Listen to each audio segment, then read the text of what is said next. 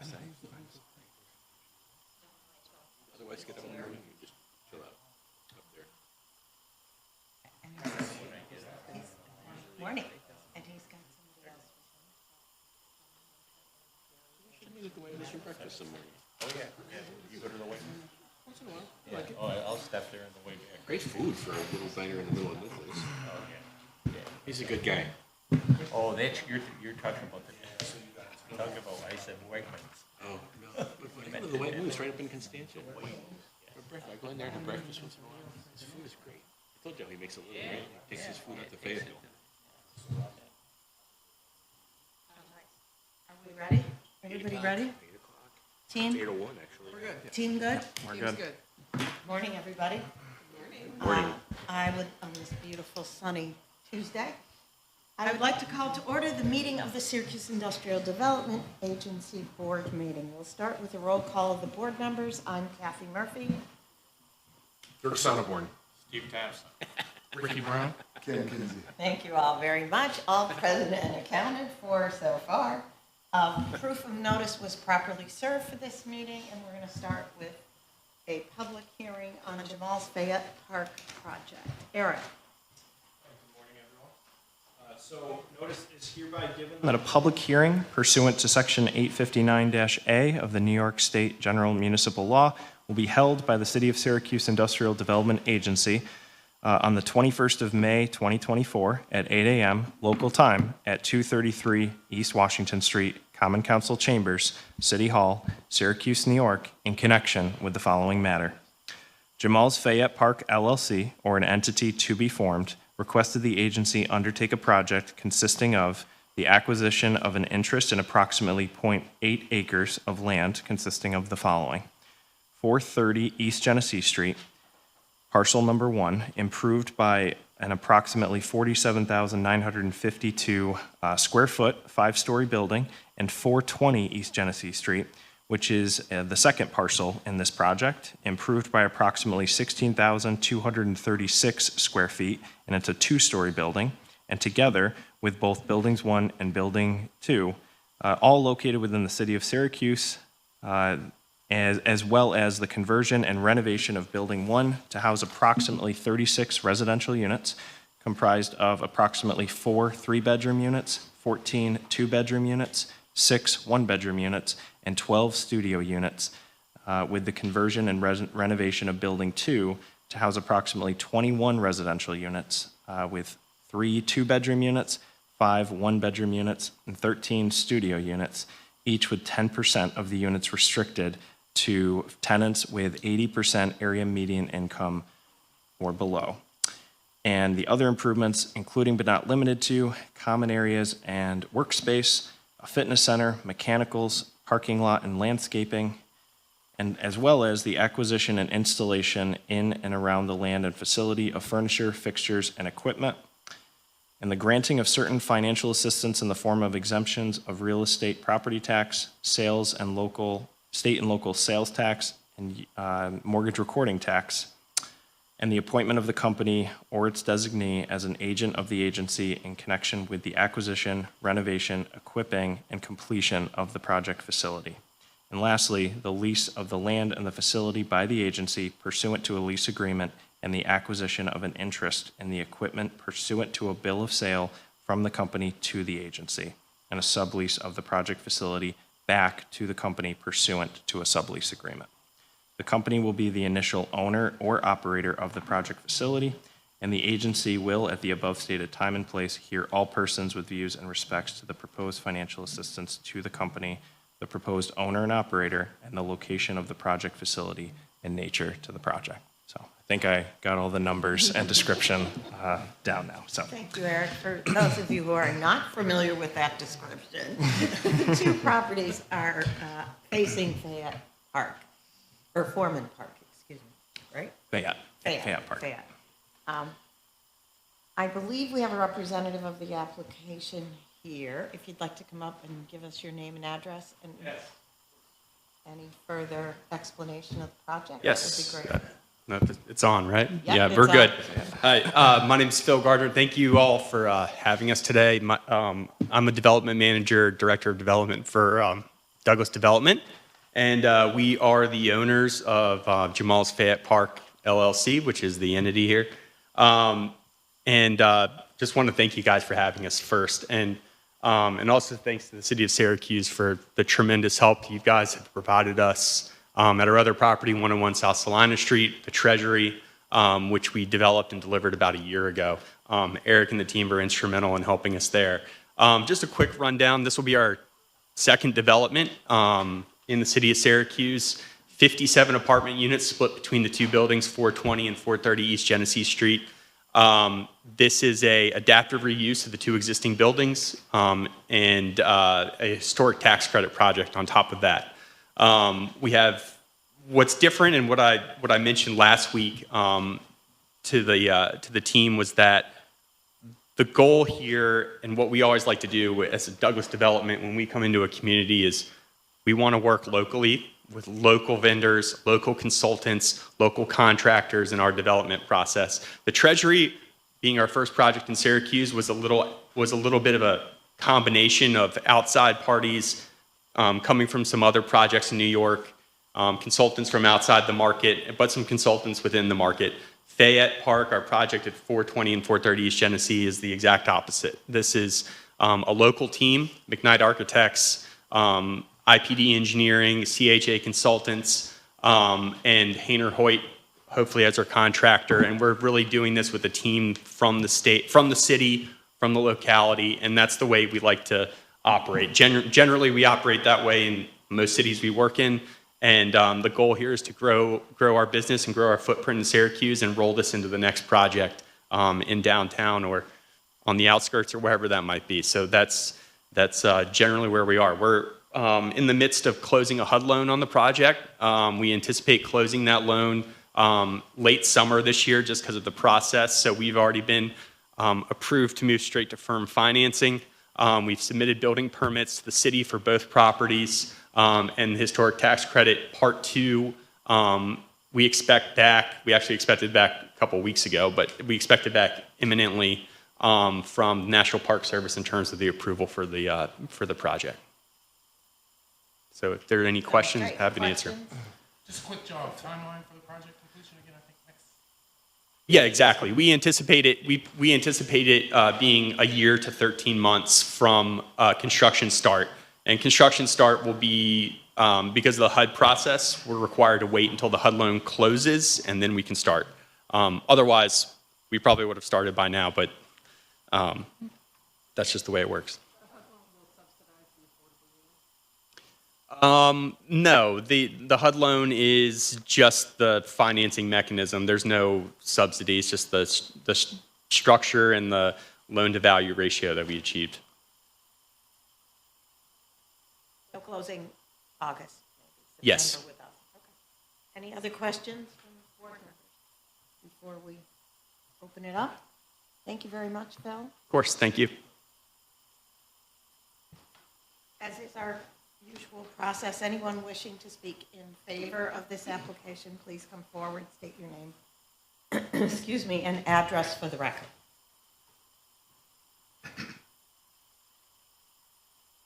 Last call for anyone wishing to speak in favor. Is there anyone who wishes to speak in opposition to this project? Please come forward, state your name and address for the record. Get you a gavel. Yeah, like something. Oh, dear God. Oh, I'd be good with a gavel, huh? Well, hearing none, we'll close the public hearing and the public comment for now, and we'll address some of our inducement resolutions later on our agenda.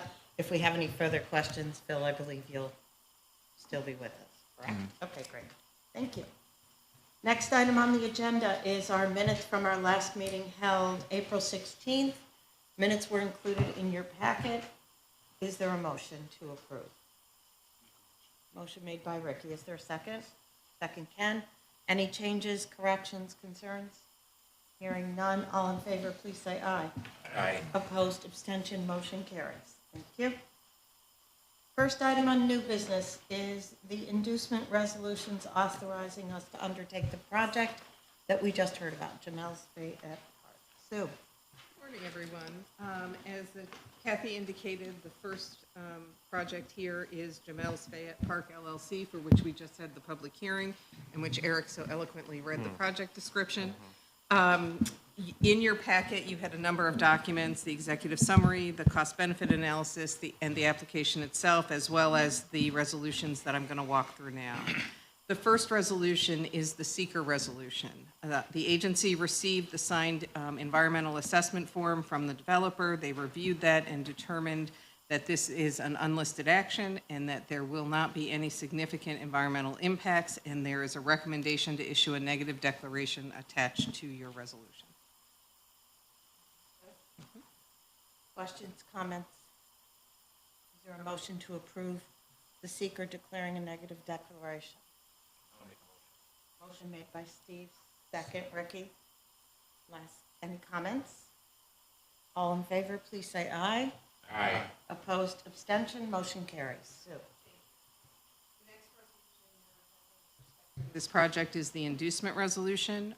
This project, the total cost is approximately $17 million. The inducement resolution looks to have you authorize the undertaking of the project, to appoint the company as your agent for purposes of completing the project. It authorizes the execution and delivery of the agency agreement, which is attached to your resolution, your standard agreement to govern the relationship between the parties between the time a project is undertaken by the board and the time that it closes. I would note for the record that the agency agreement needs to be signed and returned by the applicant should you approve this project within 14 days. The resolution also seeks the approval of state and local sales and use tax exemption in an amount not to exceed $720,000 and mortgage recording tax exemption in the approximate amount of $96,000. I just would note for the record, that this project does, as you heard, is a residential project and has agreed to comply with the set-asides contained in the city's zoning ordinance, which is great because it helps to introduce affordable housing into the market. You're welcome. Questions? Comments, concerns, or a motion? Move to approve made by Ken, second? Second, Ricky. Any other questions? All in favor, please say aye. Aye. Opposed, abstention, motion carried. So the next resolution in your agenda is the pilot resolution. The applicant has requested a payment in lieu of tax agreement with an abatement period of 10 years. Your cost-benefit analysis sets out those ratios, and Eric has it if anyone has any questions on the CBA. I would note for the record that while there is a 10-year abatement period on the schedule attached to your resolution, the company will continue to pay 100% of real property taxes on the existing land and improvements, both prior to the abatement schedule starting and during the abatement period. Thank you, sir. Questions? Is there a motion to approve the pilot resolution? So moved. Motion made by Dirk, second by Ricky. Ken? Ken. Second by Ken. Last call for questions or comments. All in favor, please say aye. Aye. Abstentions? Motion carries. Last item is the final resolution. So, Yes, the final resolution authorizes the agency to execute and deliver all of the necessary lease transactional documents to confer the approved benefits and to undertake the project with the developer. question? Motion? Motion made by Ricky to approve. Is there a second? Second by Ken. All in favor, please say aye. Aye. Motion carries. Thank you very much. Phil, congratulations. We're excited to see this project start. I would remind you and your general contractor that our policies require a 10% city residency compliance, which we're happy to work with you on, as well as a 10% of your full inducement package in MWE vendors. We, again, are happy to work with you and your general contractor and probably will reach out to set up a meeting to make sure you are in line with our policies when you start. So thank you, and we look forward to seeing it start. Yep. Next item on the agenda, TLSP CODA. Correct. I finally got it right. Thank you. And your last point was a good segue into this additional item. So we wanted to be able to provide an update on the quarterly reporting that is being done by the what's known as the CODA on Kraus project, but TLSP CODA. As the board will recall, we provide on a quarterly basis information that's shared by the general contractor for the project, Huber Brewer, in order to make sure and monitor the project's compliance with the 10% MWBE requirement as well as the 10% city residency reporting requirement. So I have printed copies of the board for any members to look at a physical copy, but this was also included in your packet. I will also just note for the record for anyone who's interested, we do include these quarterly reports under the project profile page on the SIDA website as well. So just to talk through the most recent quarter, which is Q1 of 2024, so the area spanning from January through March of 2024. And so just wanted to talk through the information that's presented, which includes overall, just as a recollection, the project is receiving $19.9 million in exemptions. A 10% utilization rate for that MWBE goal is therefore $1.9 million. And so what we've incorporated here is that we're tracking the payments that were made over the past quarter to minority as well as women-owned business enterprises. So in total, to date, $6,124,637 have been expended and payments have been made to those MWBE vendors and firms. Of that amount, $2,773,642 have been to minority business enterprises, and $3,204,881 have expended to women-owned business enterprises. So one of the things that we are tracking is that the total contracted amount for this project exceeds over $10 million. So the projection on the MWBE spending is going to far outweigh that 10% goal. But as of this point in time, the MWBE utilization to date has been 30% of that overall goal. So again, a 10% goal, they're at 30% in terms of their compliance based on the total amount of inducements from the IDA. And so just the last point I want to make in this report as it's laid out is that just this past quarter, $2,102,348 has been expended. So one of the things that we do is we're tracking cumulatively the amount of contracts and the amount of expenses that have been issued to MWBE firms. We're tracking just the amount of payments that have made this quarter and then tracking that overall on the project's compliance. So one of the things that we're very pleased to see is that number is, again, far and above the 10% goal, and we're seeing about almost a 50-50 split between minority as well as women-owned firms. Happy to entertain any questions, and again, this information is available now electronically as well. Outstanding numbers. I just wanted to comment that, in particular, I know that we had a focus on making sure that there was some equilibrium between utilization of MBEs and WBEs. Very happy to see the equity split in terms of where they are. And that utilization number is exceptionally high in terms of the typical projects. Very happy with those numbers. And the general contractor, Huber Brewer, have been really positive to work with. We did ask a representative on behalf of the project to be here as well to answer any questions. But thank you. So we continue to refine this process as we go. Eric, are there other projects that we are getting reports or that we should be getting reports for? And are we not there yet on that? So as projects are now closing and breaking ground, and this policy was for any project that closed after January 1st of 2023. So we will be seeing projects that are This now. is the only one now that is due. Correct. Great. Yep. Thank you. Can I say, just for the record, I appreciate the fact that the representative from Douglas Development is still here, so he's hearing what we are doing with new projects and the expectation in terms of the policies with respect to local and MWBE and how we track them. And I do, not that it's my place and I have been doing it, but I do want to thank Huber Brewer for working with the agency and staff in providing this information in the way we have requested it, by breaking it down between the M and the W, and being responsive to changes. When we first undertook this program and this reporting, we worked collaboratively with them to come up with a method of reporting that satisfied the agency and our desires, and they were really fantastic to work with. So I just wanted to note that for the record.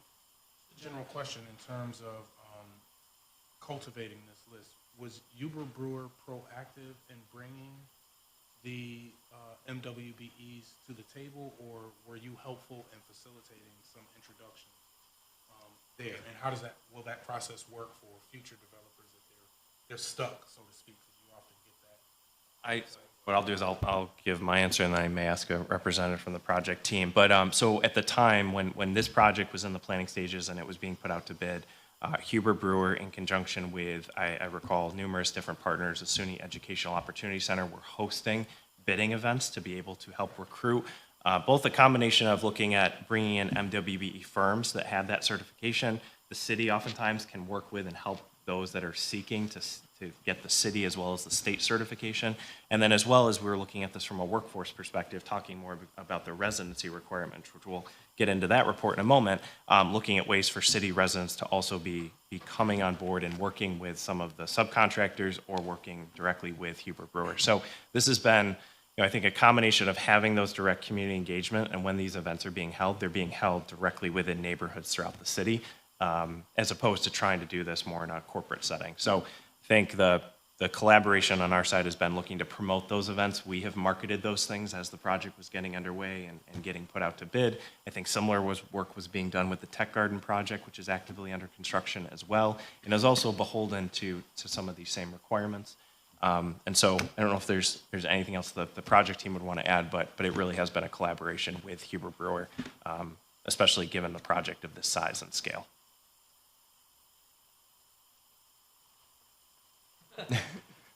What he said?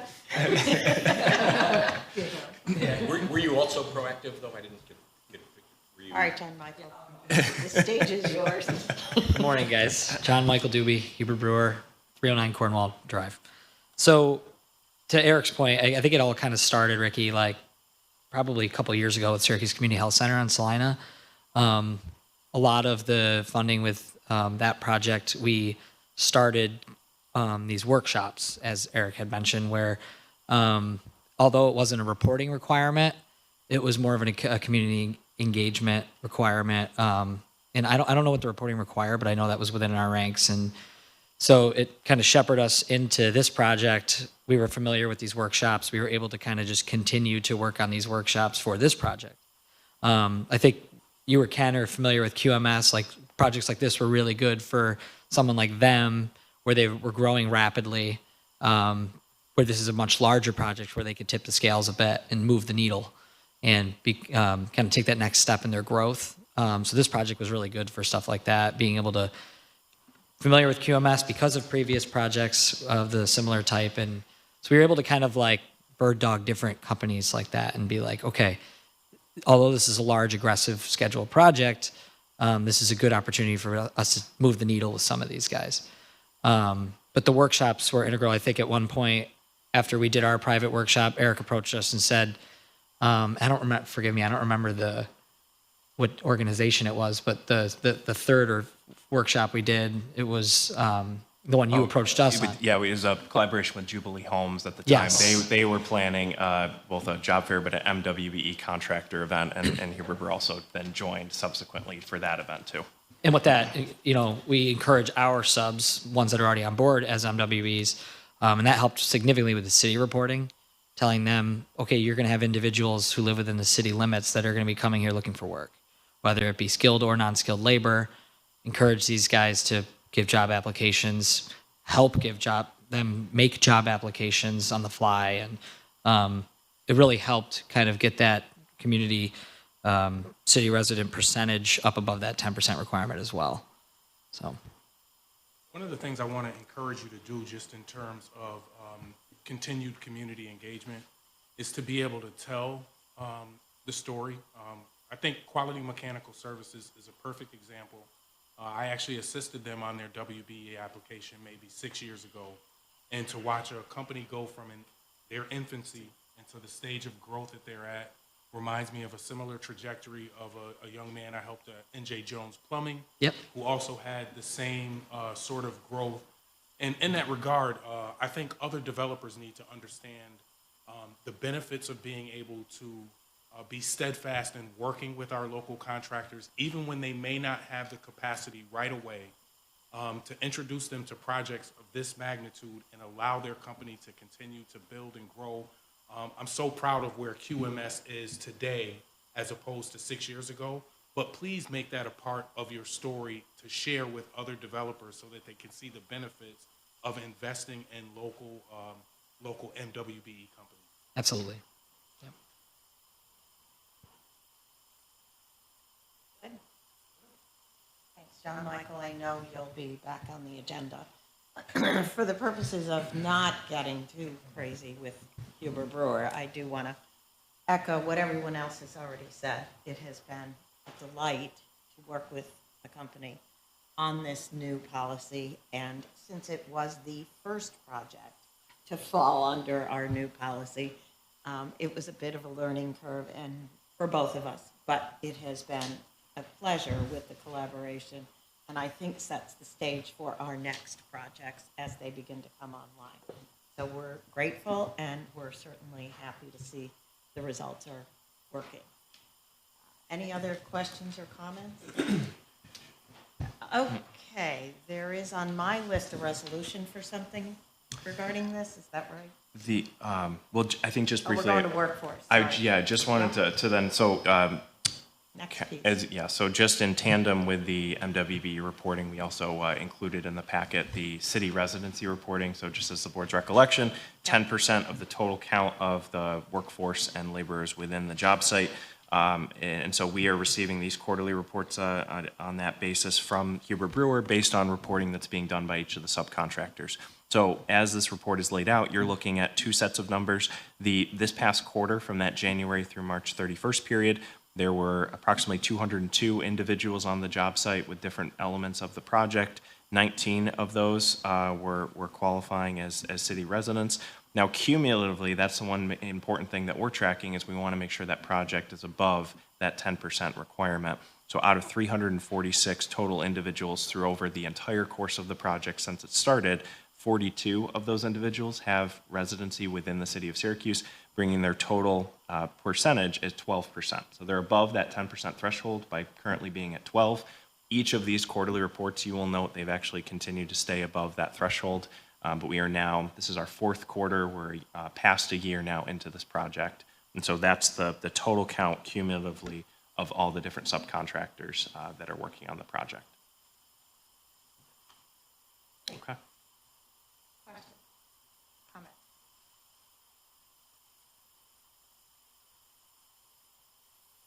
Hearing none. I guess we're good on the workforce report. Again, pleased to see John Michael, thank you. Reporting form is very clear, and the numbers, are getting there. We're getting there. So, and that's the goal. I guess we're doing everything all in one, correct? Right, Sorry, yeah. I missed that. We have before us correspondence from Timberwolf, who is the applicant owner of the TLSP CODA project, regarding a couple of waivers, as I understand it. Eric? Yep, so this is a waiver of the local access policy based on within that 6-county region. The project team, there's elements of the project and different purchasing that has been required and needed. And so a letter with correspondence was provided by the applicant with different specific items, and we'll ask the applicant to come up and provide just a little bit more context and detail. But specifically related within the correspondence that you're going to see is the total number of vendors. There are 4 in total that this local access waiver is being requested for. It does provide an overall percentage in comparison to the overall spending that has been completed and done on the project. It includes the location of where that vendor is from, as well as the contract value, as well as the justification in terms of the reasoning and really an explanation behind why they weren't able to make the purchasing and the procurement within that 6-county area that the agency has. So all that information has been presented and reviewed by myself and our team, but this requires consideration by the board part of our agenda this morning. So happy to entertain any questions, but also we do have a representative here on behalf of the project too to further speak to these items.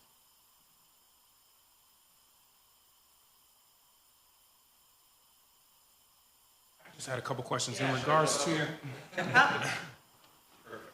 My name's Ben Sakita, here with the Green Bench Companies on behalf of TLSP CODA. We're based in Gaithersburg, Maryland. Happy to be here on the project. Happy, as you guys have all been saying, to work with Huber Brewer, and open to asking or responding to any questions we have. a couple of questions in regards to the areas of furnishing. I know Yeah.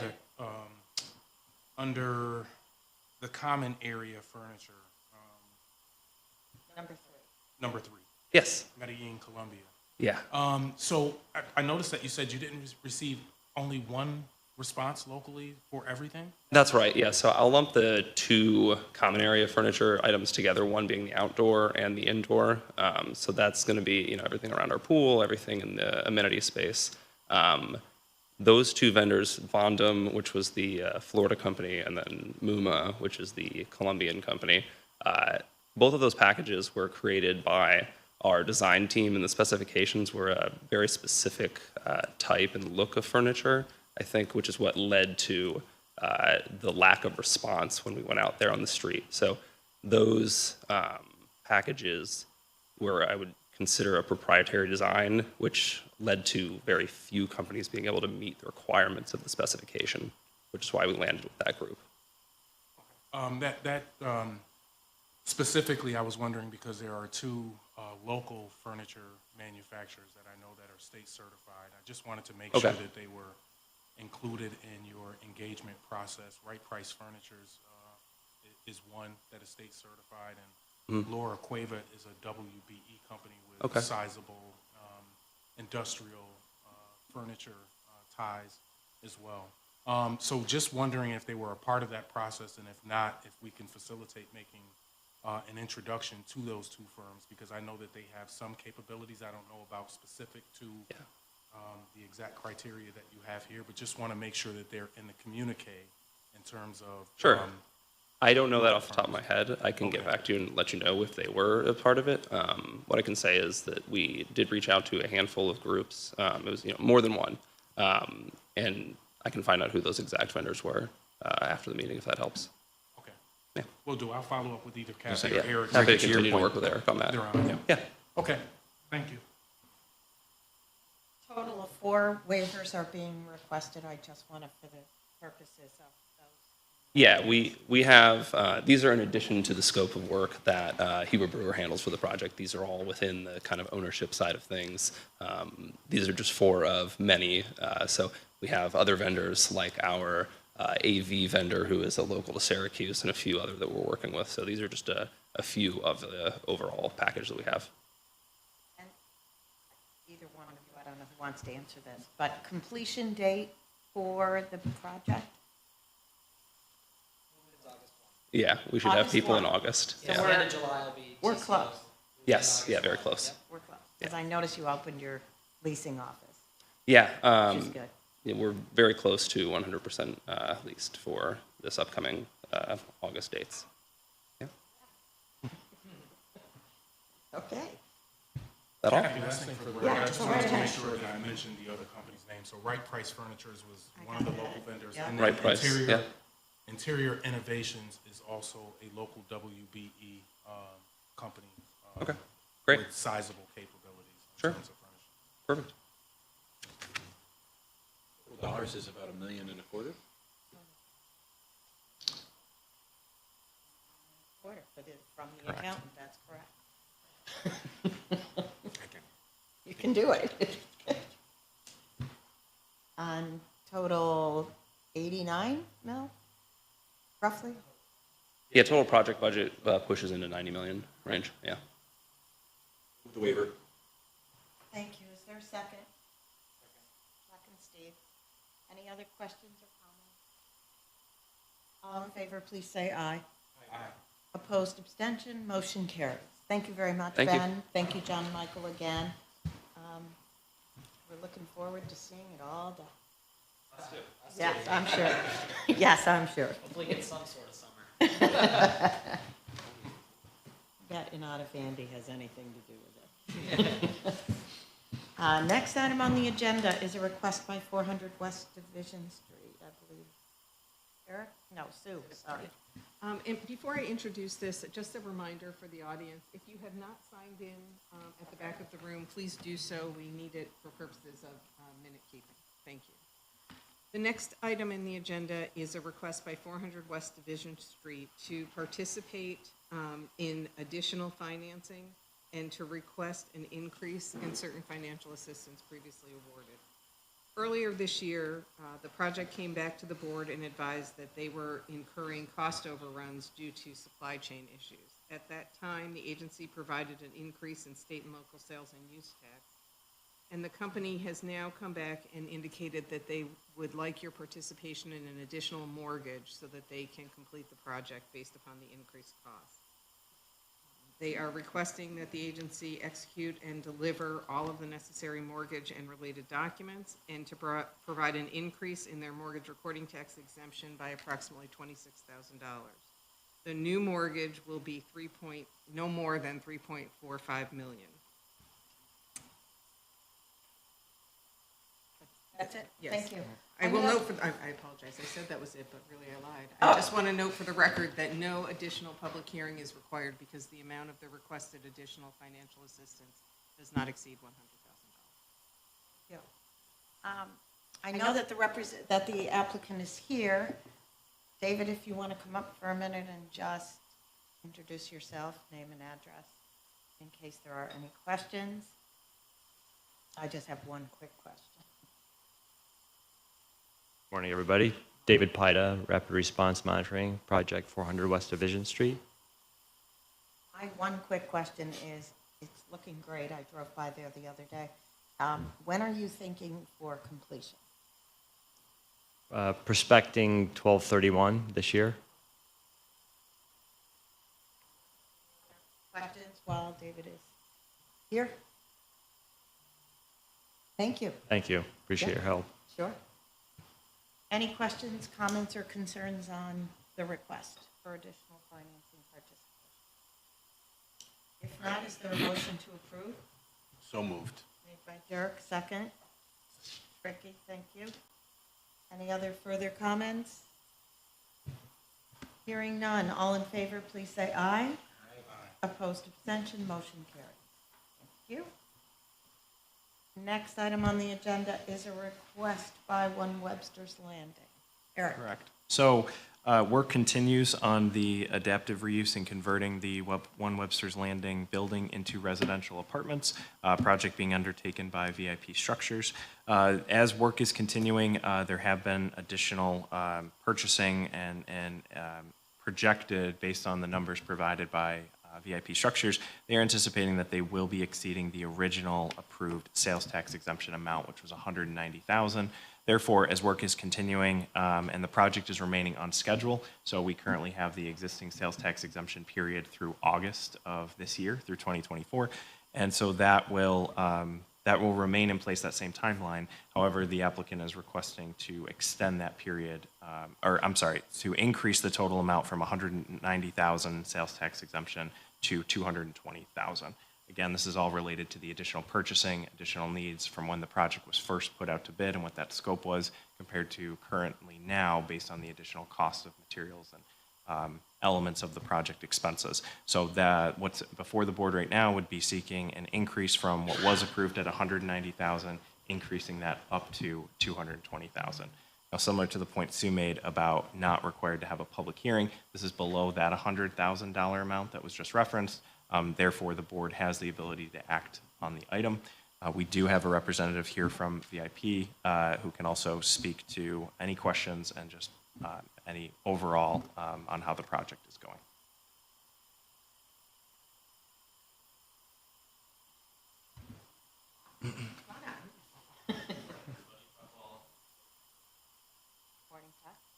So, as I understand it correctly, you're looking to increase the sales tax exemption, but keep the timeline.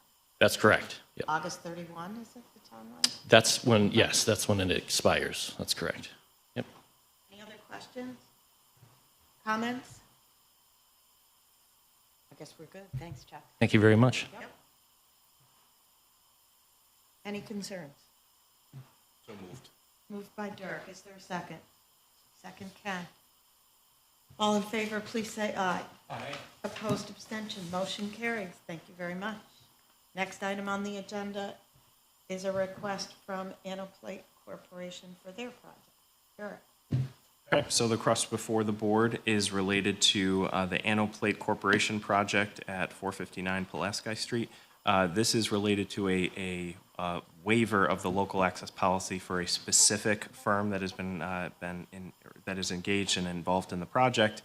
Predominantly, this is for PJ Byrne Enterprises, technically located outside of the 6-county area, but the specialty work that they're completing is really around specific caulk and expansion joints and a specific element of the project in which they did make attempts to find local firms, but ultimately had to go outside of the region for this particular work. The total value of the contract is $45,490. $31,000 approximately of that is related to labor for the work itself. But what's before the board would be approving the local access waiver of that local access policy for the project to engage and work with this vendor officially on the project. And equally, we do have a representative here as well. VIP Structures is the general contractor on the project. Work is continuing and work on the expansion of Plate is well underway, but we did want to have a representative here to also answer any questions and can also provide further updates. Public hearing required?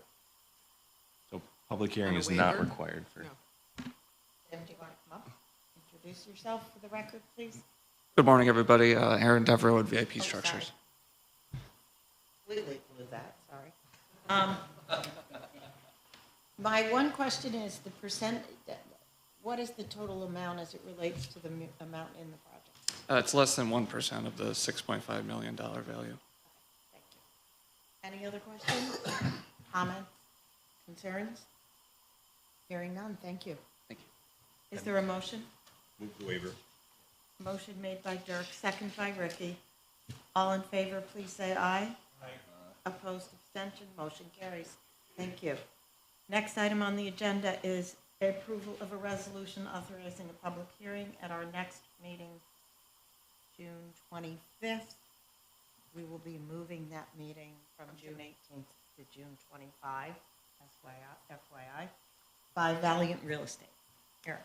Correct. Okay, so this is a new request that is being brought before the agency here. This is regarding a project that will involve the property at 801 Hiawatha Boulevard, approximately a 55,000 square foot facility that will involve the expansion and relocation of Valiant Real Estate USA, but also known as New York Bus Sales. They will ultimately be seeking to use the property as part of it's a business that provides particularly sales for school buses to districts located across the Northeast, but this will operate as their significantly large facility here in upstate New York. They currently have a presence existing in Madison County. A portion of that operation will remain, but that is being relocated here to the city of Syracuse based on an extensive search that they had done for available sites that were conducive for their expansion and growth. Approximately of that 55,000 square foot facility that I did discuss, which is part of this request that the board is considering, 20,000 square feet will be used as a service area for the fleet and for the sales of the buses itself. 26,000 square feet will be used as a warehouse space, and then 9,000 square feet will also be used as part of their administrative and office presence. The project will retain 80 jobs that are currently being employed by the business, but also have included projections in increases in total jobs by 22 additional positions. We do have a representative here on behalf of the project that can provide a little bit further detail, and then the request would be to authorize that public hearing to formally hold the public hearing and provide further detail at our next meeting in June. The total cost of the project, just I will note, is approximately $14,936, $14 million. And then that is approximately comprised of mortgage recording tax valued at $112,500, sales and use tax at $400,000, and then we're still evaluating and working through the projections based on a requested pilot for the project as well. So But with that being said, would ask a representative from the project if just to introduce themselves and just be able to speak a little bit more about the project. Good morning. My name is Sean Finnerty, and as Eric said, I'm from New York Bus Sales / Valent Real Estate USA. Our company's a 70-year-old business, has existed in Chittenango, New York since its inception. However, 2 years ago, the state of New York passed a mandate that said every school bus in the state that's purchased after January 1st, 2027 has to be electric.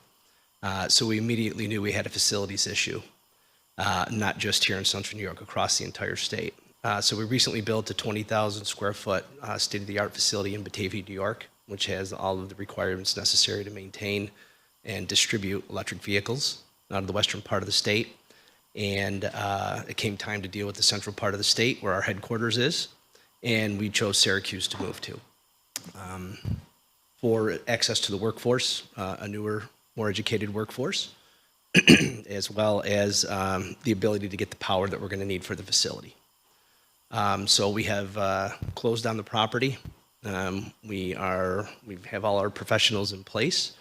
We expect to have permitting done probably in the August timeframe, with construction to begin immediately afterwards. We're being told right now we have a very aggressive timeline to move in. They're telling us Easter next year, so we're calling that April. However, we are already having some difficulties due to all of the electrical requirements for the facility, finding the proper switch gears and getting them in a timely manner. Our business has a busy season, which is the summer when school districts are closed.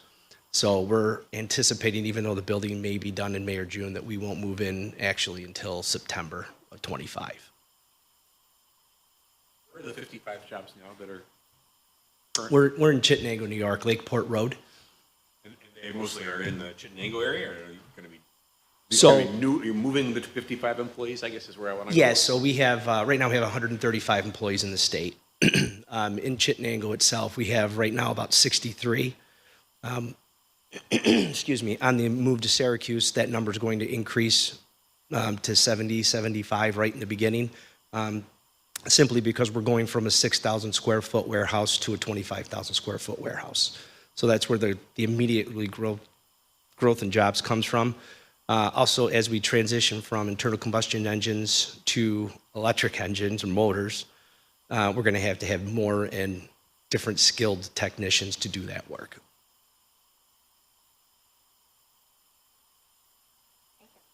It's great. Any other questions or comments?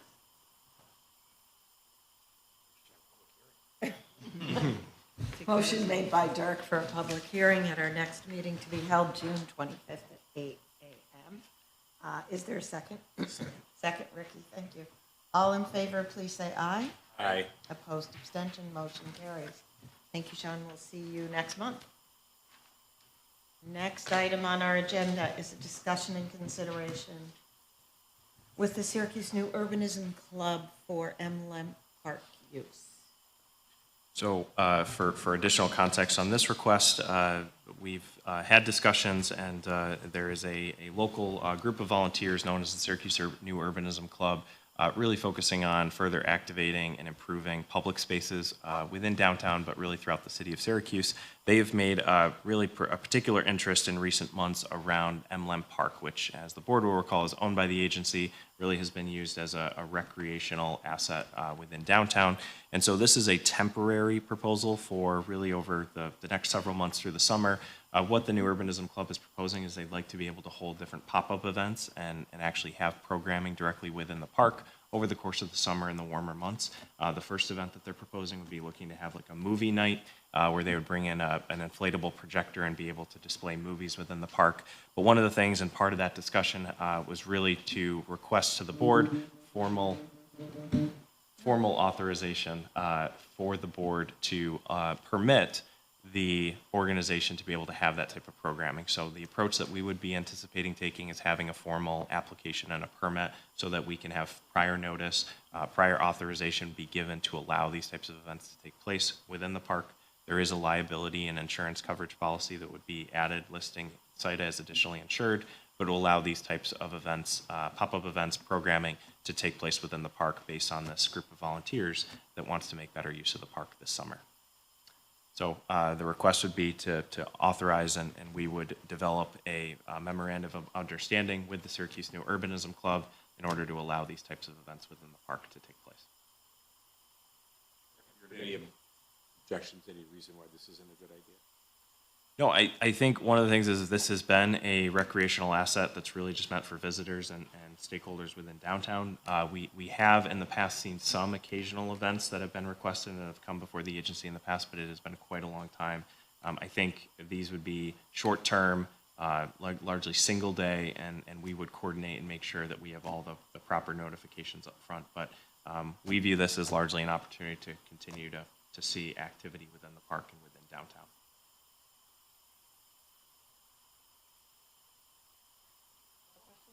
Comments?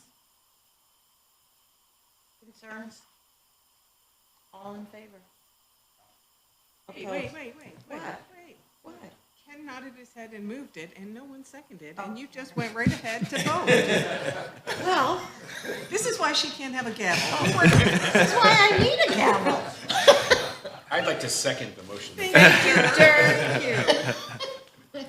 Motion made by Ken, seconded by Dirk. Is there any other comment or question? Hearing none. All in favor, please say aye. Aye. Opposed, abstention, motion carries. Thank you. Any further items for discussion, consideration? Anybody have any other comments? Is there a motion to adjourn? Motion. Made by Ken. Need a second to have this be real, right? Second by Dirk. All in favor, please say aye. Aye. Opposed, abstention, motion carries. See you all on the 25th of June. Happy sunny, hot days.